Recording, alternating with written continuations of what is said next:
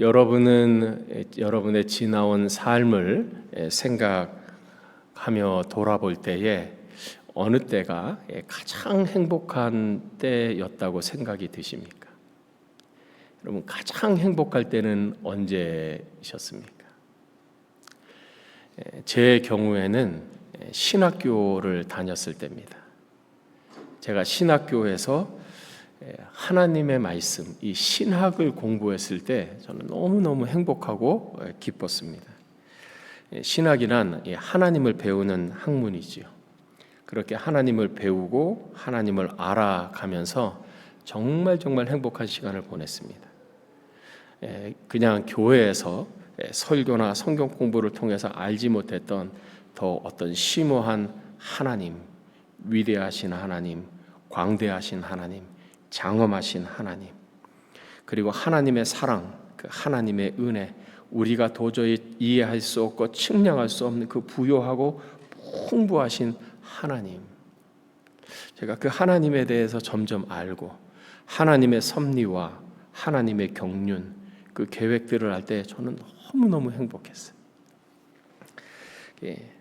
하나님에 대한 지식이 많아짐으로 그 지식에 근거한 믿음이 더 많아졌고, 그 믿음으로 인해서 하나님에 대한 은혜를 더 많이 경험했습니다. 어떤 생각을 해보면 어떤 순서와 원리가 있습니다. 하나님에 대한 지식이 있으면 이 지식에 근거해서 하나님을 향한 믿음이 생기고, 이 하나님에 향한 이 믿음 때문에 하나님을 향한 은혜의 체험들이 더 많아지는 것입니다. 그래서 저희 교회의 표어가 하나님을 경험하고 하나님을 기뻐하고 나누는 것입니다. 하나님을 경험하면 당연히 그 하나님의 사랑과 은혜로 인해서 기뻐할 수밖에 없지요. 그 기쁨이 있으면 너무 기뻐서 이 기쁨을 나누어 주고 싶은 마음에 하나님을 전할 수밖에 없는 것이죠. 이것은 어떤 원리라고 할 수 있습니다. 그러고 보면 우리 신앙에 있어서 가장 중요한 것은, 그 기초는 하나님에 대한 지식입니다. 그리고 이 하나님에 대한 지식의 기초요 근본은 하나님의 말씀인 성경입니다. 그래서 우리는 성경을 많이 읽고 또 많이 배워야 합니다. 성경을 통해서 하나님, 예수님, 성령님을 알아가야 합니다.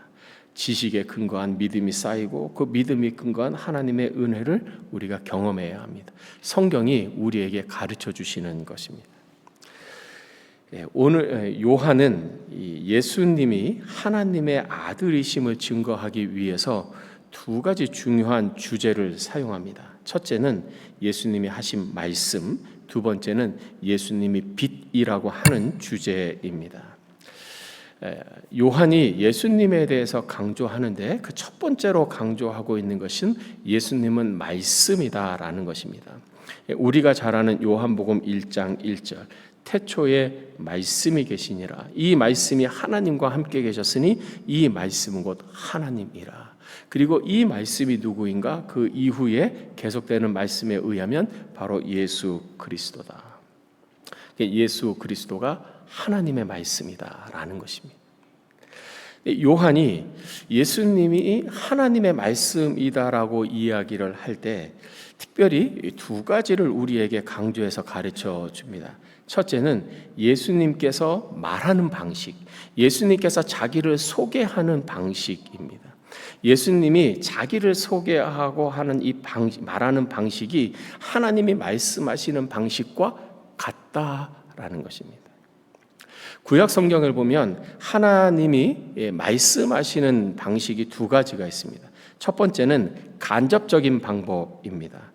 즉 하나님이 직접 말씀하시는 것이 아니라 사람을 통해서 말씀하시는 것입니다. 그 대표적인 예가 구약의 선지자들입니다. 이사야서에서부터 말라기까지가 소위 선지서라고 선지자들이 쓴 글인데, 그 글을 보면 하나님께서 선지자들에게 말씀하시고 선지자들은 하나님께로부터 들은 말씀을 자기가 말하는 것입니다. 그래서 이 선지서에게는 이런 말이 많이 나옵니다. 여호와께서 말씀하시기를, 또는 여호와께서 내게 말씀하시기를. 여호와께서 선지자들에게 말씀을 하셨고 선지자들은 여호와로부터 들은 말씀을 전하는 것입니다. 대언하는 것이죠. 조선시대 때에 경주인이라고 하는 직책이 있었습니다. 이 경주인은 무엇을 하는 사람들인가 하면 왕의 어명을 받아서 그 어명을 그 해당 지역에 가서 선포하는 것입니다. 그러니까 이 경주인이 가서 어명이요 라고 말을 하면 그것에 있던 사람들이 다 하던 일을 멈추고 이 사람의 말을 듣는 것이죠. 그리고 이 경주인은 이 왕으로부터 받은 이 어명을 그 종이를 읽고 선포하는 것입니다. 구약의 선지자들이 바로 이 경주인처럼 하나님의 말씀을 받아서 전하는 것이죠. 이게 하나님께서 간접적으로 말씀하시는 방법입니다. 또 하나의 하나님께서 말씀하시는 방법은 직접적인 방법으로 하나님께서 직접 말씀하시는 방식입니다. 그 대표적인 예가 출애굽기 3장에 나옵니다. 모세가 양떼를 치고 있을 때 하나님께서 이 떨기나무의 불꽃 안에서 모세에게 나타나셨습니다.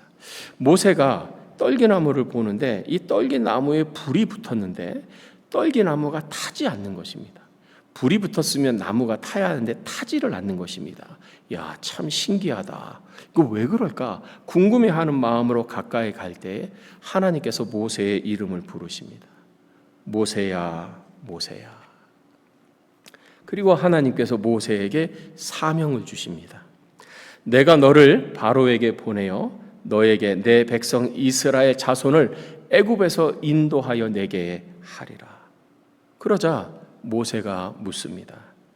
제가 하나님의 이 명령을 받아서 제가 이스라엘 자손에게 가서 너희 조상의 하나님이 나를 너희에게 보내셨다 이렇게 말하면 이스라엘 자손들이 저에게 반문하지 않겠습니까?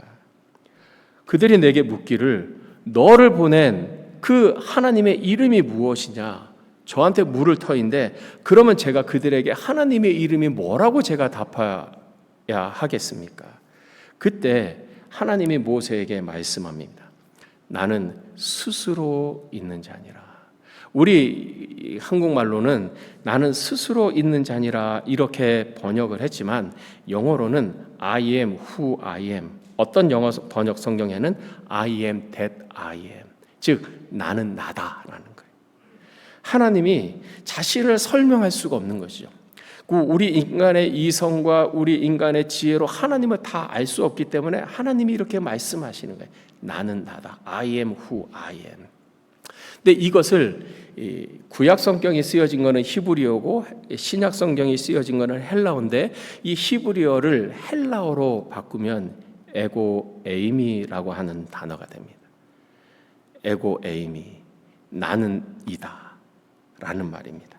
그런데 요한복음에는 예수님이 자신이 누구인지를 알려주는 7개의 말씀, 대표적인 말씀이 있는데 그 7개의 대표적인 문장이 에고 에이미로 나는 것입니다. 즉 나는 무엇이다 라고 예수님이 자신을 소개하셨고 말씀하셨다는 것입니다. 요한복음에 있는 7개 나는 이다, 에고 에이미는 이렇습니다. 나는 생명의 떡이다. 나는 세상의 빛이다. 나는 양의 문이다. 나는 선한 목자다. 나는 부활이요 생명이다. 나는 길이요 진리요 생명이다. 나는 참 포도나무다. 이것이 헬라어로는 다 동일하게 에고 에이미라는 것입니다.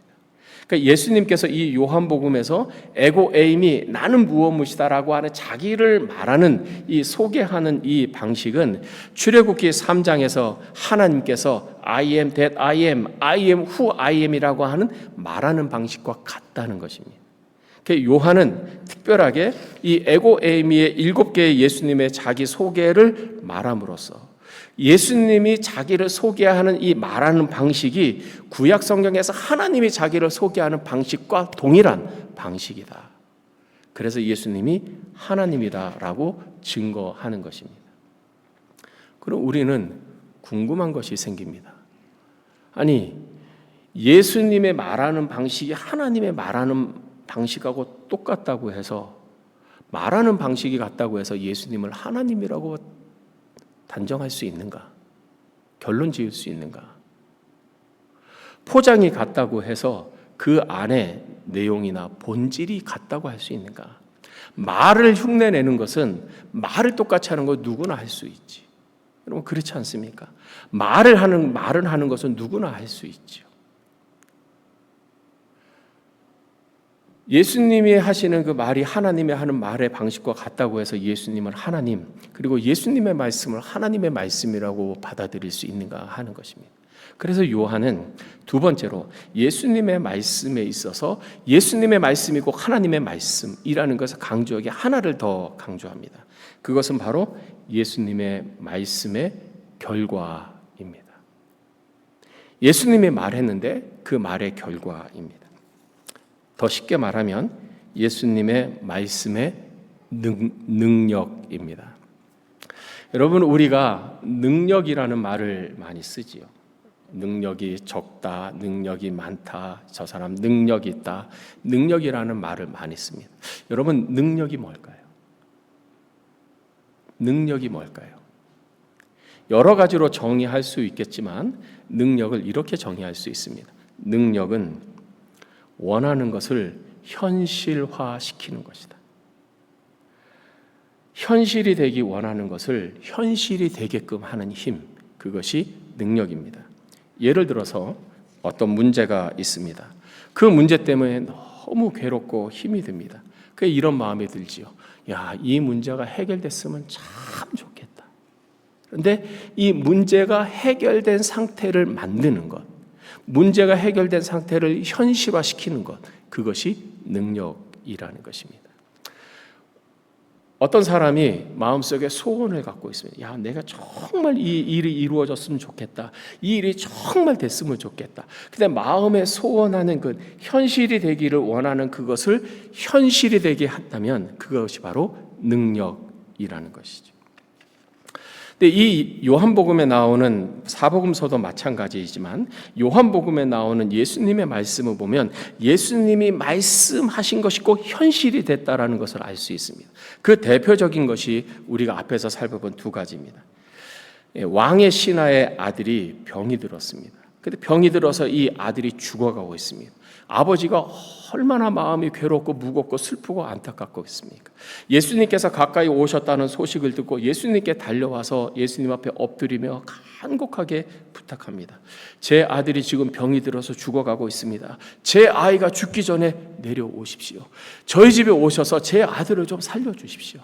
그런데 예수님은 이 아버지와 함께 그 집에 가기를 원치 아니하시고 그냥 그 자리에서 말씀을 하십니다. 가라, 내 아들이 살아있다. 아버지는 정말 예수님이 자기 집에 같이 가서 이 아이를 위해서 예를 들어서 손을 얹고 기도해 주기를 원했지만 예수님은 그냥 말씀만 하셨어요. 가라, 내 아들이 살아있다. 아버지는 예수님의 말씀에 순종해서 갑니다. 가는 도중에 집에서 오는 하인들을 만납니다. 하인들로부터 기쁜 소식을 듣습니다. 아들이 살았습니다. 병이 나았습니다. 이 왕의 신하가 묻습니다. 언제 내 아들이 병이 나았느냐? 병이 난 시간대를 보니 예수님이 말씀하신 바로 그때였다. 예수님이 말씀하신 대로 됐다. 내 아들이 살아있다라는 그 말씀대로 아들이 살아났다는 것이죠. 말씀의 능력입니다. 예루살렘에 있는 베데스다 연못에 병이 들어서 38년 동안 제대로 거동조차 하지 못하는 병자가 있었습니다. 예수님께서 그 병자에게 말씀하십니다. 일어나 네 자리를 들고 걸어가라. 너의 매트를 들고 걸어가라. 그러자 예수님이 말씀하신 바로 그 순간에 그 사람에게 38년 동안 누워있던 그 사람에게 힘이 생겨서 자기 자리를 들고 걸어갔다. 예수님이 말씀하신 대로 이루어졌다는 거죠. 그러니까 예수님의 말씀의 능력이 있는 거죠. 근데 이 예수님의 말씀은 인간이 행할 수 있는 능력이 아니라 하나님만이 행할 수 있는 말씀의 능력이었다는 것이죠.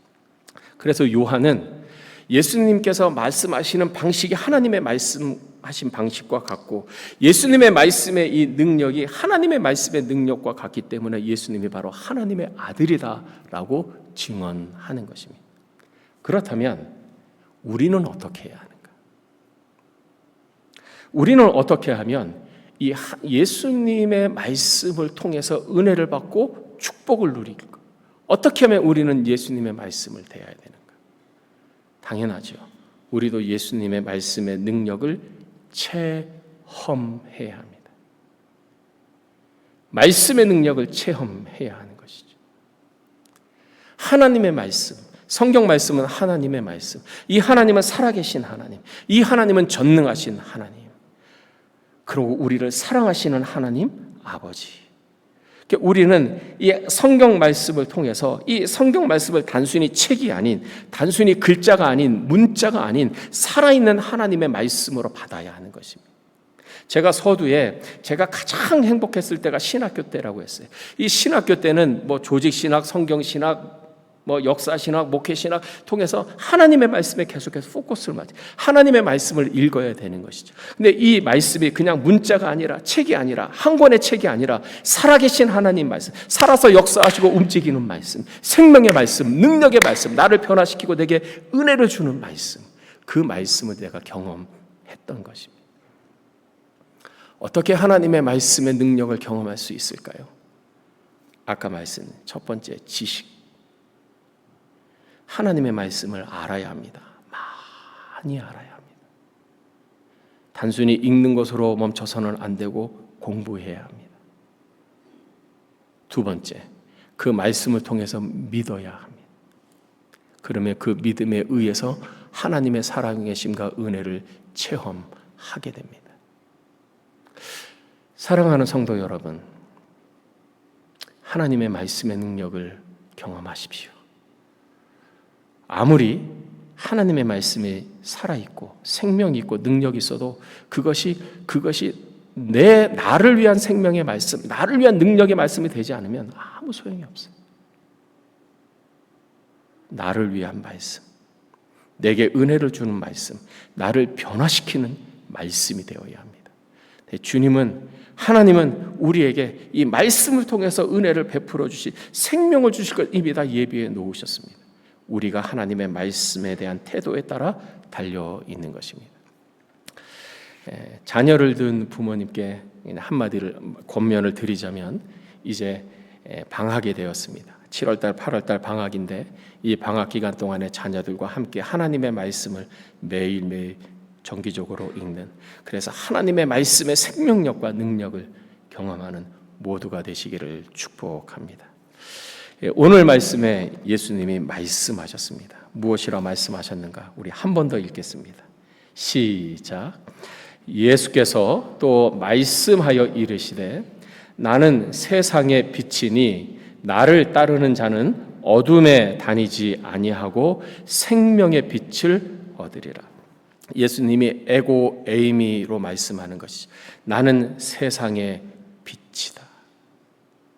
나는 생명의 빛이다. 우리는 이 말씀을 들을 때 예수님은 세상의 빛이구나 라고 우리는 이해하지만, 예수님의 말을 들은 이 당시 유대인들, 구약 성경에 대해 잘 알았던 이 사람들은 예수님의 이 말을 듣고 놀랐을 것입니다. 왜냐하면 예수님이 나는 세상의 빛이다 라고 말을 할 때는 나는 하나님이다 라는 말과 같았기 때문입니다. 구약 성경에서는 하나님을 빛으로 말씀합니다. 시편 27편 1절, 여호와는 나의 빛이요. 미가서 7장 8절, 여호와께서 나의 빛이 되실 것이며. 구약 성경에서는 이 빛은 하나님 자신을 말하는 것이죠. 예수님이 나는 세상의 빛이다, 나는 생명의 빛이다 라고 말할 때에는 나는 하나님이다 라는 말과 같은 말입니다. 그렇다면 예수님이 세상의 빛이다 또는 생명의 빛이다 라는 이 의미는 무엇인가? 빛은 하나님이라고 말했습니다. 물론 여기서 말하는 이 세상의 빛과 이 생명의 빛은 물리적인 빛을 의미하는 것이 아니라 영적인 빛을 의미하는 것입니다. 영적인 빛이죠. 그런데 이 영적인 빛은 물리적인 빛을 통해서 비유적으로 우리가 이해할 수 있습니다. 빛이란 하나님이다. 그래서 빛이 비춘다는 것은 첫째, 하나님의 임재를 의미합니다. 하나님의 임재. 빛이신 하나님께서 임재하시는 것이죠. 빛이신 하나님께서 그 영광의 광채를 발하시면서 찬란하게 임하시는 것입니다. 근데 하나님의 영광의 빛이 가장 찬란하게 비치는 곳이 있습니다. 바로 하나님의 나라 천국입니다. 요한계시록 21장 23절에서 25절에는 하나님 나라, 하나님의 영광의 빛을 이렇게 설명했습니다. 그 성은, 그 하나님 나라에 있는 예루살렘 성은 해나 달의 비침이 쓸데없으니 해의 빛도 달의 빛도 비침이 쓸데없어요. 왜냐하면 하나님의 영광이 비치고 어린 양이 그 등불이 되심이라. 만국이 그 빛 가운데로 다니고 땅의 왕들이 자기 영광을 가지고 그리로 들어가리라. 낮에 성문들을 도무지 닫지 아니하리니 거기에는 밤이 없습니다. 하나님의 빛을 발하시는데 그 영광의 빛이 찬란하게 비치는 것입니다. 여러분, 천국은 어떤 곳입니까? 천국의 온갖 보화와 보석으로 꾸며진 것입니다. 그 천국의 문은 12진주문입니다. 진주. 그 앞에 흐르는 강과 거기에는 정금이 있습니다. 수많은 다이아몬드가 그곳에 있습니다. 근데 그 자체로도 빛을 발하는데 거기에 하나님의 영광의 빛이 비친다고 생각을 해보십시오. 옷에 찬란한, 무지개 같은 찬란한 빛이 비치는 거예요. 우리가 상상만 해보더라도 이 하나님 나라의 밝음이, 하나님 나라의 영광의 광채가 어떨지는 우리가 충분히 상상할 수 있어요. 하나님의 영광의 빛이 바쳐가 진주의 빛입니다. 정금의 빛입니다. 비추의 비교 옥의 빛입니다. 다이아몬드의 빛입니다. 찬란하게 빛나는 것이죠. 그래서 거기에는 해와 달의 비침이 전혀 쓸데가 없는 것이죠. 누가 그 찬란한 영광의 하나님의 나라에 갑니까? 예수님을 믿는 사람. 예수님을 나의 구주와 나의 주인으로 모시는 사람. 사랑하는 성도 여러분, 예수님을 믿는 우리 모두는 이 하나님의 영광이 찬란하게 빛나는 영광의 나라에 들어갈 줄을 믿습니다. 우리는 이 영광의 나라에 들어가는 것입니다. 두 번째, 하나님의 빛이 비친다는 것은 그곳에 하나님의 생명이 있는 것입니다. 생명의 빛입니다. 하나님이 임하시는 곳에는 치유가 있습니다. 회복이 일어납니다. 하나님의 생명으로 일어난 생명의 역사들이 일어나는 것입니다. 생명의 역사가 있기 때문에 이 안에는 자유함이 있습니다. 주의 영이 계신 곳에는 자유함이 있습니다. 자유를 누리기 때문에 마음이 평안한 것이죠. 하나님이 주시는 자유이기 때문에 마음이 터질 것 같은 것이죠. 소망이 있는 것이죠. 우리 모두가 다 이 자유를 누리기를 축복합니다. 만족과 기쁨입니다. 세 번째, 하나님의 빛이 있는 곳에는 승리가 있습니다. 여러분, 질문을 하나 드릴 테니 생각해 보십시오. 빛과 어둠이 있는데 빛이 더 강할까요? 어둠이 더 강할까요? 빛이 강할까요? 어둠이 강할까요? 빛이 강합니다. 아무리 칠흑처럼 어두운 곳에도 빛을 비추면 그곳에는 빛이 나는 것이. 하나님의 빛이라는 것은 하나님의 생명이라는 의미이고 하나님의 능력이라는 것입니다. 이 어둠은 영적인 의미로는 사탄과 마귀입니다. 그래서 성경은 이 사탄과 마귀를 어둠의 영이라고 표현을 해요. 이것을 우리가 영적으로 이해를 하면 이 어둠의 세력인 사탄과 마귀가 아무리 강하게 유혹하고 공격하고 득세를 할지라도 빛이 되신 하나님께서 그곳에 임하면 어둠이 물러가듯이 어둠의 영들인 사탄과 마귀가 물러가는 것이지. 하나님의 빛이 임함으로 빛이 어둠을 물리치듯이 하나님의 임재함으로 어둠의 영혼들이, 악한 영혼들이 다 떠나가는 것입니다. 그리고 거기에는 하나님의 승리가 있고 승리뿐만 아니라 하나님의 정복이 있는 것입니다. 로마서 8장 마지막 절에 우리가 넉넉히 이기느니라. 모아된 컨커러요. 우리가 힘이 있어서가 아닙니다. 우리가 능력이 있어, 우리가 생명이 있어서가 아닙니다. 빛이신 하나님께서 우리와 함께 하시고 그 빛으로 우리를 보호하시기에 우리는 넉넉히 이기는 자들입니다. 우리는 이것을 확신합니다. 그렇다면 우리는 빛 대신 하나님 예수님에 대해서 어떻게 해야 하는가? 첫째, 빛 대신 예수님을 만나십시오. 빛이신 예수님을 만나십시오. 사도 바울이 회심하기 전에 그의 이름은 사울이었습니다. 이 사울이 다메섹에 있는 이 그리스도인들을 잡기 위해서 다메섹으로 가는 도중에 그가 전혀 예상하지 못하던 그의 인생을 전환시키는 한 가지 경험을 하게 됩니다. 신학적으로는 이것을 다마스커스 익스피어리언스라고 하는데, 부활하신 예수님께서 이 사울에게 찾아오신 것입니다. 이 사도행전에는 이 바울이 예수님을 만난 것에 대한 3번의 기록이 있는데, 이 3번의 사건의 기록을 설명하는 데 공통점이 있습니다. 그것은 바로 빛 또는 광채라는 것입니다. 9장 3절, 사울이 길을 가다가 다메섹에 가까이 이르더니 호련히 하늘로부터 빛이 그를 둘러 비쳤느니라. 하늘로부터 갑자기 빛이 사울에게 임해서 둘러 비춘 것이죠. 부활하신 예수님이 찾아오신 것입니다. 22장 6절, 바울이 예루살렘에 있는 유대인들에게 자신이 어떻게 예수님을 믿게 되었는지 간증할 때 한 말입니다. 다메섹에 가까이 갔을 때에 오종쯤 되어 호련히 하늘로부터 큰 빛이 나를 둘러 비치네. 큰 빛이 비쳤어요. 26장 13절, 사도 바울이 아그리빠 왕에서 자신이 예수님을 어떻게 믿게 되었는지 간증할 때입니다. 왕이여, 정오가 되어 길에서 보니 하늘로부터 해보다 더 밝은 빛이 나와 내 동행들을 둘러 비쳤느니라. 바울에게 있어서 예수님을 만난 이 다마스커스 익스피어리언스의 가장 큰 특징은 빛이라. 예수님이 빛으로 오셨어요. 찬란한 광채로 오셨어요. 빛 대신 예수님을 만나는 것입니다. 그렇다면 우리는 어떻게 이 빛이신, 생명의 빛이신 예수님을 만날 수 있을까요? 여러분, 저를 한번 따라해 주십시오. 예수님, 제게 오십시오. 예수님, 빛으로 오시옵소서. 빛으로 오는 것입니다.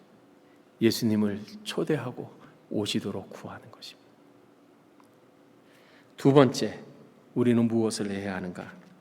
예수님을 따르는 것입니다. 오늘 말씀에 나는 세상의 빛이니 나를 따르는 자는 어두움에 다니지 아니하고 생명의 빛을 얻으라. 이 따른다는 말은 무슨 말인가? 이 따른다는 말의 이 헬라어는 3개의 큰 다른 의미가 있습니다. 첫째, 군인이 지휘관을 따를 때 이 따른다는 동사를 씁니다. 두 번째, 종이 주인을 따를 때 따른다는 말을 씁니다. 세 번째, 한 시민이 국가나 사회의 법을 따르고 순종할 때 이 따른다는 말을 씁니다. 이 따른다는 말은 순종한다는 말입니다. 제가 우리 교회가 메노나이트 교회를 그 건물을 사용하고 있을 때 한 번은 너무너무 힘들어서 제가 사직서를 한번 쓴 적이 있습니다. 다른 거는 참겠는데 억울한 것은 정말 못 참겠더라고요. 내가 잘못한 거는 내 미안합니다 하겠는데 그 억울한 것은 정말 못 참겠더라고요. 그래서 제가 사직서를 썼어요. 우리 조종구 장로님, 김혜양 장로님 2분 계실 텐데 내가 이 2분한테 당회에서 내가 사직서를 내리라. 사직서를 쓰고 이렇게 양복 안주머니에다가 그 사직서를 넣고 그래도 내가 주님께 문안 인사는 드려야 되겠다. 말씀은 드려야 되겠다고 해서 본당에서 기도를 했습니다. 주님, 제가 교회를 사임하겠습니다. 그랬더니 제게 주님의 음성이 들렸어요. 올 때는 내 뜻대로 오고 갈 때는 네 맘대로 가냐? 너 소망교회 올 때는 내가 오라고 해서 내 뜻대로 오고 너 갈 때는 네 기분 나쁘다고 네 맘대로 가냐? 라는 거였어요. 거기에는 주님의 2가지가 마음이 있었어요. 첫째는 조소 섞인 실망이었어요. 그럼 그렇지, 네가 내가 너의 주인이라며? 내 말에 무조건 다 순종한다며? 네 생명보다 내 생명을 더 위한다며? 아골골짝 빈들에도 복음 들고 간다며? 사망의 음침한 골짜기도 주님이 가라면 간다며? 너 올 때는 내 뜻대로 오고 갈 때는 네 맘대로 가냐? 네가 그렇지 뭐. 실망. 주님이 나에게 실망하는 거죠. 네가 그렇지 뭐. 두 번째는 부드러운 경고였습니다. 너 네 맘대로 하니? 너 기분 나쁘다고 그만두고, 너 좀 속상하다고 그만, 너 네 맘대로 하냐? 오케이, I don't care. 나도 너 이제 너 신경 안 써. 네가 어떻게 되든 나도 I don't care. None of my business. 경고의 메시지였어요. 제가 죄송합니다. 그리고 사직서를 찍고 계속 있게 됐어요. 여러분, 예수님의 말씀에 순종하는 것이 어렵고 힘들어요. 손해볼 수 있고 피해볼 수 있습니다. 그러나 성경을 통해서 우리에게 알려주는 거예요. 예수님의 말씀을 따르는 것이 가장 안전합니다. 예수님께서 책임져 주시기 때문입니다. 예수님의 말씀에 순종하는 것이 가장 행복합니다. 주님은 만복의 근원이시기 때문입니다. 사랑하는 성도 여러분, 예수님의 말씀에 순종하십시오. 여러분의 생각과 여러분의 이성과 여러분의 판단에 비추어 볼 때 여러분에게 손해가 되는 것처럼 보일지라도, 설령 손해가 날지라도 말씀에 순종하십시오. 그것이 여러분을 가장 안전하게 행복하게 해주는 길입니다. 예수님을 따르는 이 생명의 빛을 받아 누리는 모두가 되시기를 주님의 이름으로 축복합니다. 우리 함께 기도드리겠습니다.